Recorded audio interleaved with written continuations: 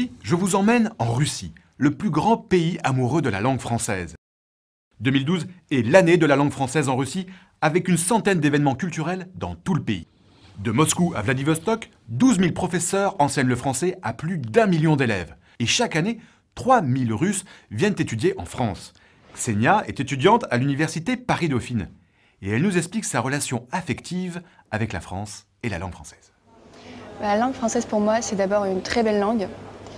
Et quand mes amis russes apprennent que je parle français, ils me demandent de leur parler parce qu'ils trouvent que c'est vraiment extrêmement beau. Le français, c'est une langue de culture pour mes parents et ils voulaient que je puisse y avoir un accès. Et ils ont décidé que je dois apprendre le français. Mais après, quand je suis venue en France, j'ai vu les gens, j'ai vu le mode de vie, j'ai adoré ce pays. J'ai décidé d'apprendre le français moi-même. Entre la langue française et la Russie, c'est donc une longue histoire d'amour. Au XVIIIe siècle, toute la cour de Catherine II parlait français. Le grand poète Pouchkine, lui-même, a écrit ses premières œuvres en français.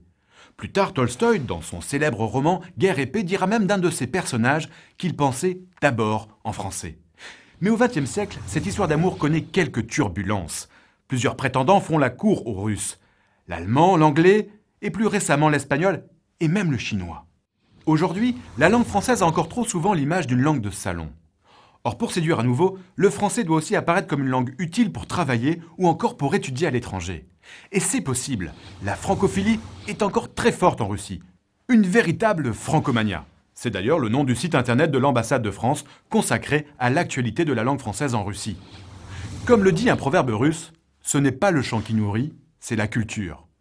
Fort de cette francophilie, la langue française devrait encore pouvoir longtemps nourrir ce qu'on appelle l'âme russe, la Russkaya Dusha. Et maintenant, les événements majeurs à ne pas manquer, c'est l'agenda francophone. Du 17 novembre au 24 décembre, le festival Africolor à Paris. Du 23 au 25 novembre, le festival international de slam 2.0 à Lausanne. Du 22 au 28 novembre, le festival du film français dans toute la République tchèque. Rendez-vous sur internet pour en savoir plus, réagir et partager vos coups de cœur. Prochaine destination, Paris. D'ici là, bonne semaine à tous sur la planète francophone.